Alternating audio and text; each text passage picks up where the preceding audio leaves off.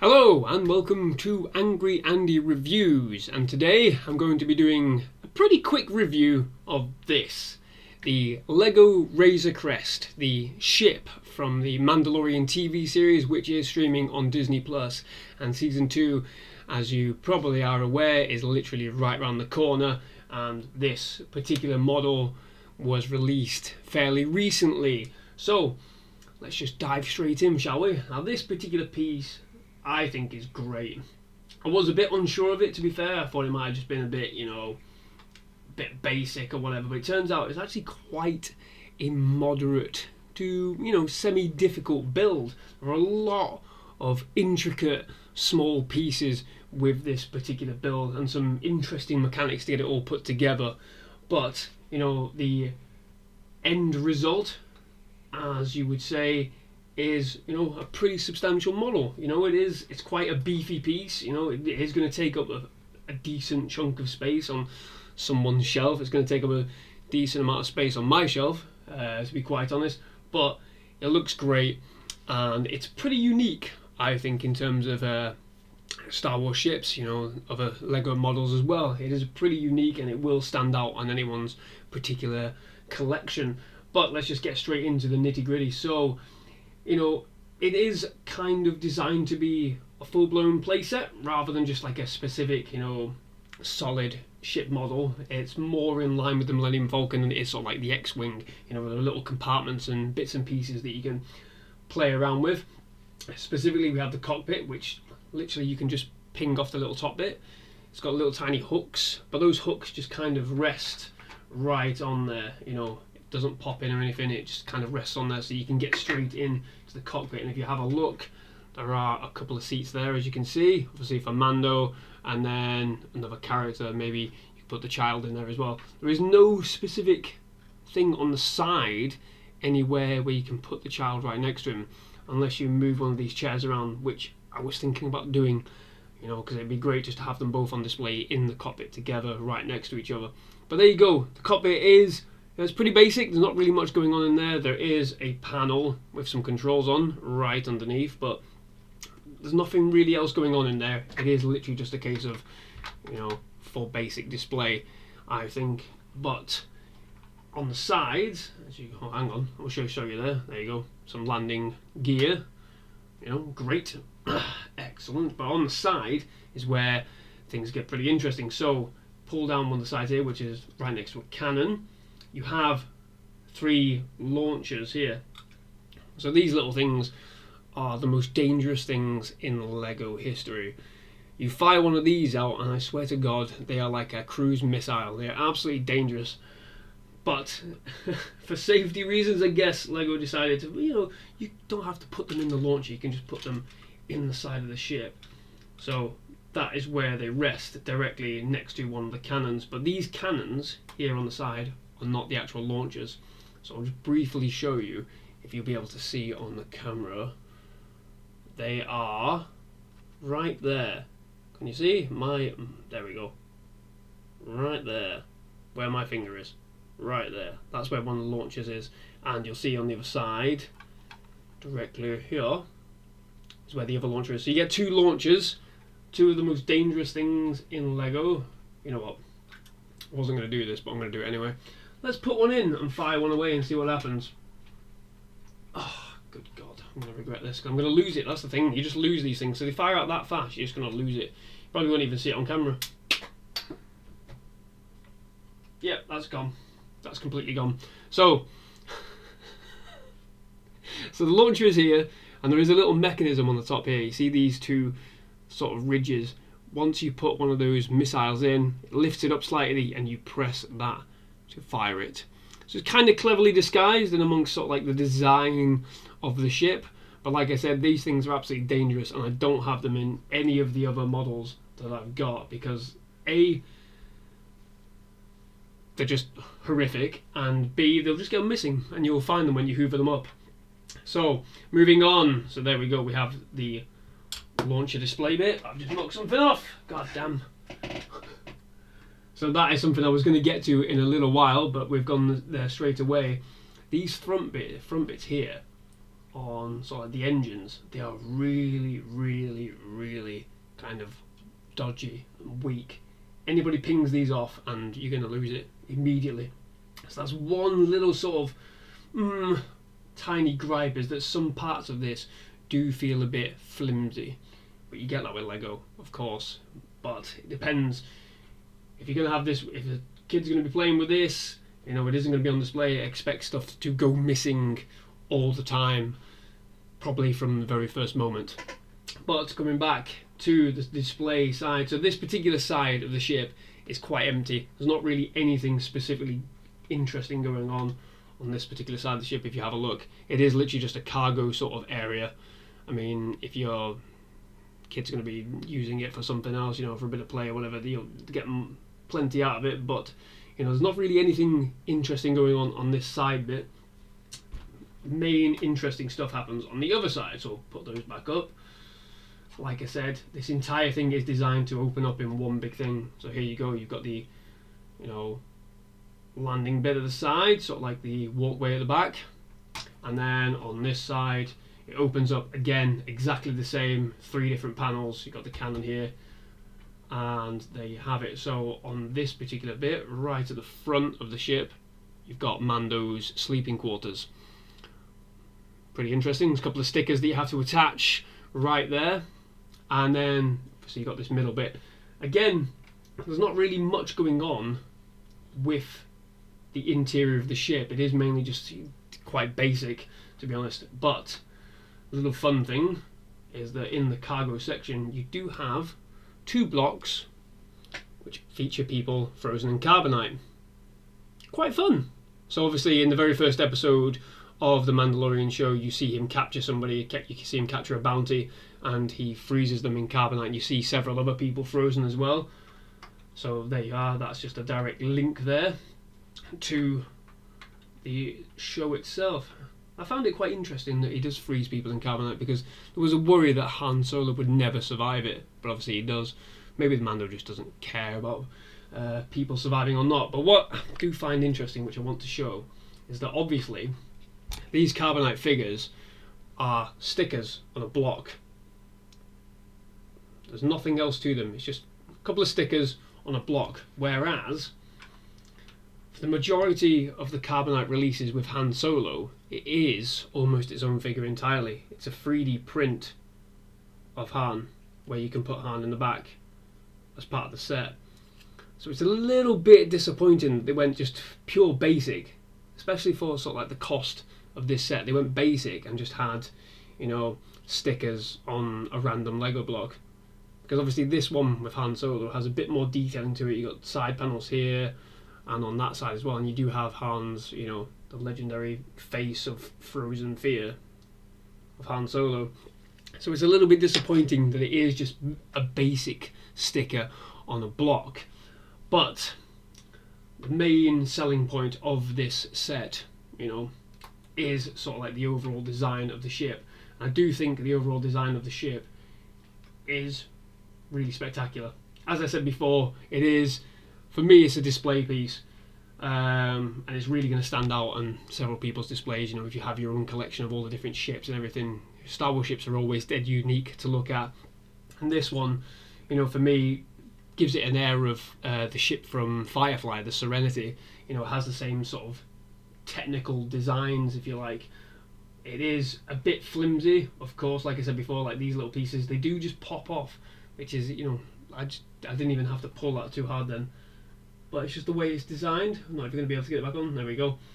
There are flimsy parts to it. Most of them do just pop off and can pop back on, but obviously it's just something to bear in mind if you're getting this for, you know, your child, or if you're going to put it on display somewhere where you think it, you know, it might fall off. You want to be careful with that. But moving this aside, we'll move on to the figures themselves. Now, you get 5 figures with this set. You get, of course, IG-11, voiced by the tremendously wonderful Taika Waititi. Obviously, I think this is just a slight repaint on another IG figure that was released a few years ago, but there is a slight difference in the stickering. I don't know whether you'll be able to see it properly. Probably not. There we go. Yeah, just about. So you get stickering on the top portion. It comes with blaster and of course a long range blaster which you can just stick on the back there. I love the IG units. I think they're bizarre, but you know, really fun. Just spurs so much imagination. It's great. You obviously get a biker scout, Imperial Scout Trooper. Now what's interesting about this one compared to another figure which I'll talk about in a minute is it does actually have a face as well, and I'm not sure if that face is just a standard Imperial face. It might even be a clone trooper face, but the detailing on this particular figure is a lot better than the earlier detailing for the Scout Trooper.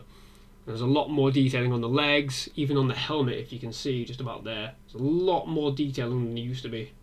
Can't even see it properly, but there we go.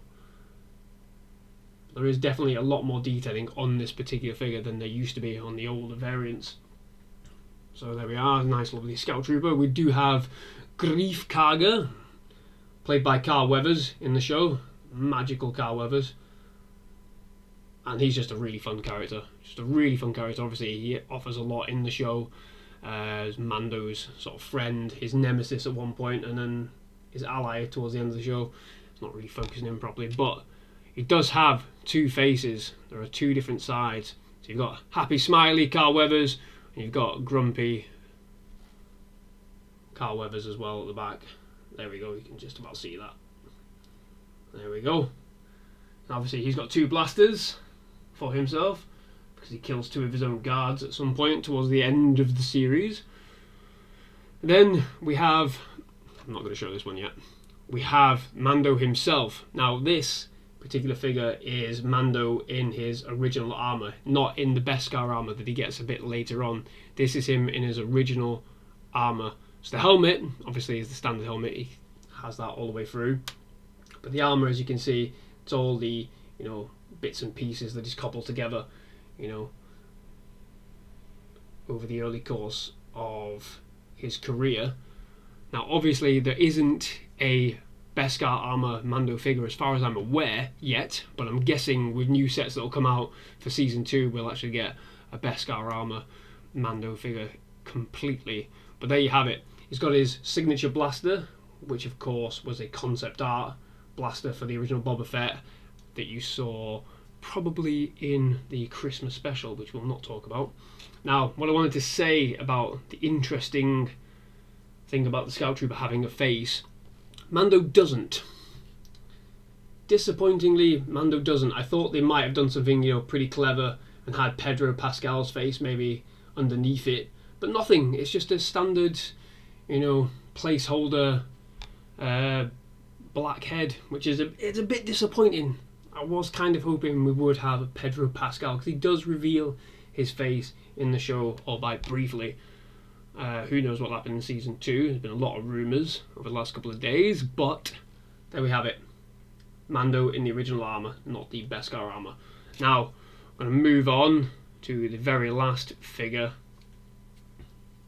of this set, which of course is probably not going to focus at all because of how tiny it is, but it is little baby Yoda, the child himself, or herself, we're not entirely sure. But there you have it, absolutely tiny.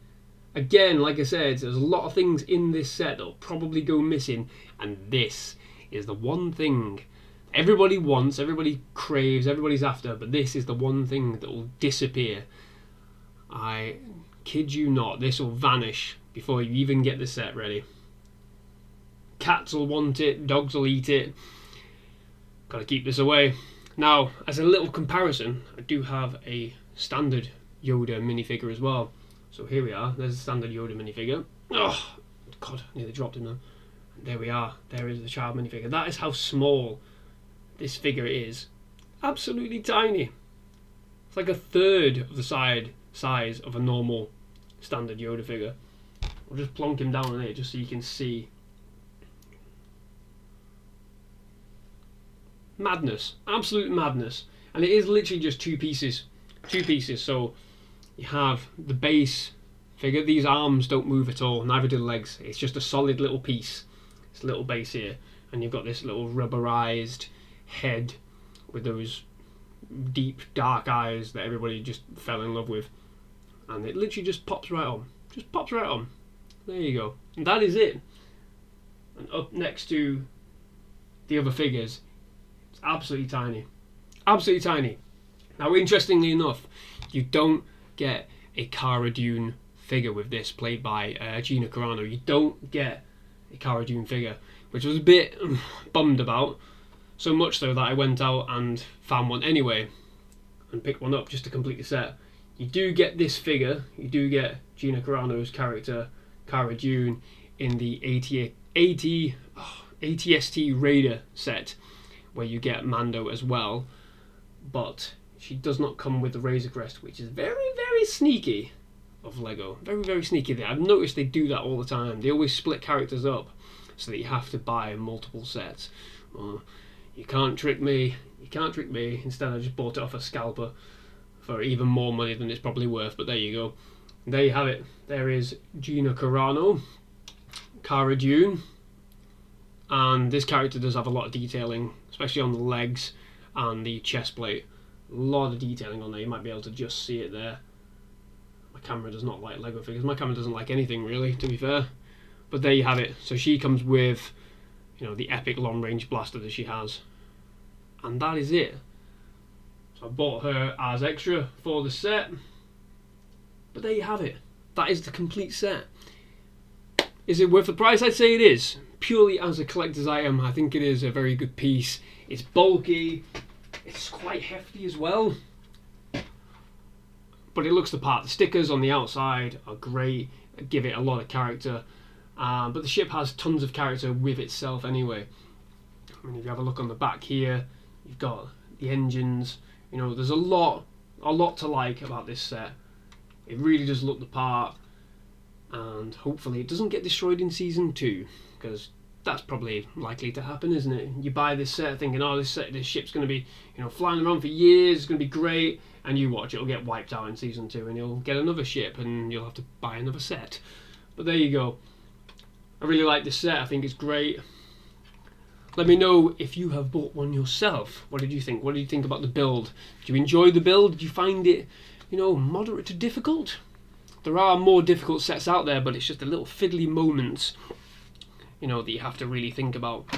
Not only that, there are pieces that will fall apart, like this piece right at the top of the ship, which I forgot to mention, but I'm going to mention right now.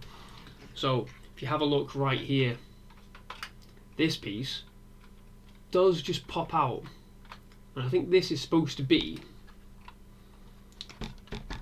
the boat that you see at the end of the season, when they're all in together, on like the lava river or whatever it is.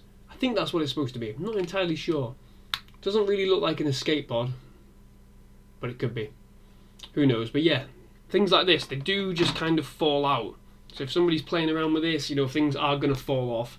They are probably going to vanish. I mean, look, it's not secured in any way at all. It just pops out. So it's little things like that might give you pause if you're thinking about getting this. But overall, I do really like it. I think the detail on it is really, really good. But again, like I said, let me know if you have one of these or you're thinking about picking one up. What do you think about it? Do you think it's worth the price? Do you think it's a good set? What about the figures you get? I think the figures are all pretty cool, to be fair. But there you have it. Let me know what you think. Give us a like on the video and subscribe to the channel if you want to see more things like this. I have more Lego sets probably coming later on in the year. Obviously I've got more figures, Black Series 6-inch figures coming, and of course there might be more lightsabers coming, but of course, not made of money, but we'll see what happens. So thank you very much for watching, and I'll see you again next time. Bye bye.